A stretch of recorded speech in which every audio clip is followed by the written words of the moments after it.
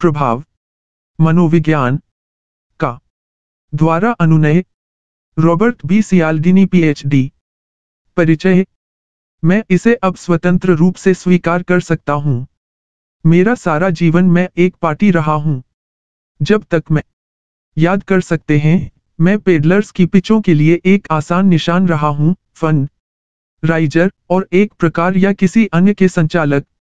सच है, इनमें से केवल कुछ लोगों के निंदनीय इरादे हैं, अन्य के प्रतिनिधि। उदाहरण के लिए, कुछ धर्मार्थ एजेंसियों के इरादे सबसे अच्छे रहे हैं। कोई बात नहीं। व्यक्तिगत रूप से परेशान करने वाली आवृत्ति के साथ, मैंने हमेशा पाया है, मेरे पास अवांछित पत्रिका सदस्यता या टिकट हैं। सफाई कर्मचारियों की गेंद।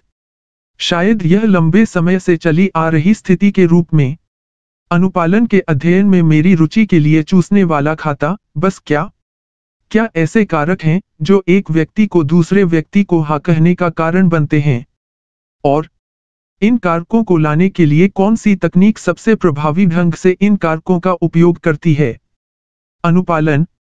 मुझे आश्चर्य हुआ कि ऐसा क्यों है कि एक अनुरोध एक निश्चित तरीके से कहा गया है, खारिज कर दिया जाएगा, जबकि एक अनुरोध जो थोड़ा सा समान पक्ष मांगता है, अलग फैशन सफल होगा।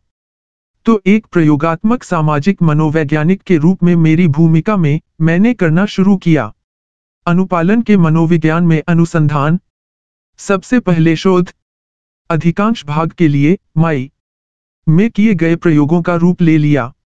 प्रयोगशाला और कॉलेज के छात्रों पर मैं यह जानना चाहता था कि कौन सा तार्किक सिद्धांत अनुरोध का पालन करने की प्रवृत्ति को प्रभावित करते हैं।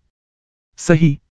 अब मनोवैज्ञानिक इन सिद्धांतों के बारे में काफी कुछ जानते हैं। वे क्या हैं और कैसे काम करते हैं? मैंने ऐसे सिद्धांतों को हथियार के रूप में चित्रित किया है।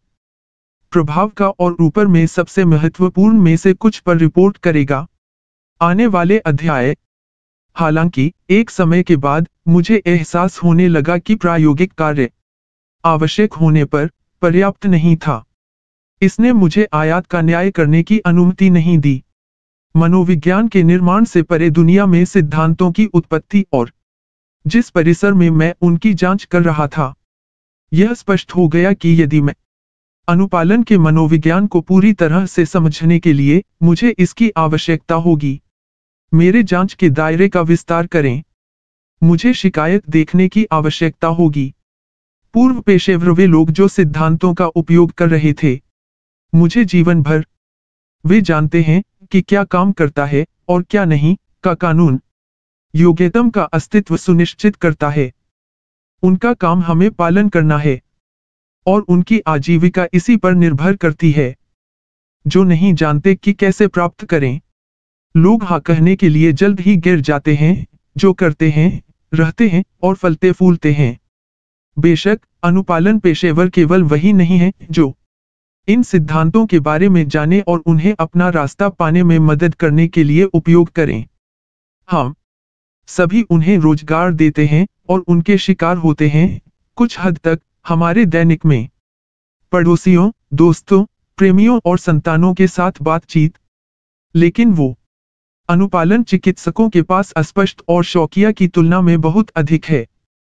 हम में से बाकी लोगों की तुलना में क्या काम करता है, इसकी समझ जैसा मैंने सोचा था। इसके बारे में मुझे पता था कि वे सूचना की सबसे समृद्ध नस का प्रतिनिधित्व करते हैं।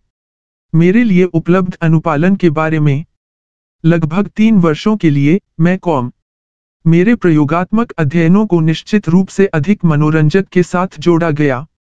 अनुपालन प्रोफेसरों की दुनिया में व्यवस्थित विसर्जन का कार्यक्रम, एसआईओएनएलएस, बिक्री संचालक, धन उगाहने वाले, भर्ती करने वाले, विज्ञापनदाता और अन्य।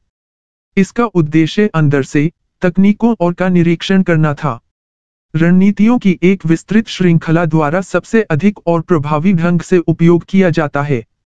अनुपालन चिकित्सकों अवलोकन के उस कार्यक्रम में कभी-कभी लग जाता था, अभ्यासियों के साथ स्वयं और कभी-कभी साक्षात्कार के रूप में प्राकृतिक शत्रुओं के साथ,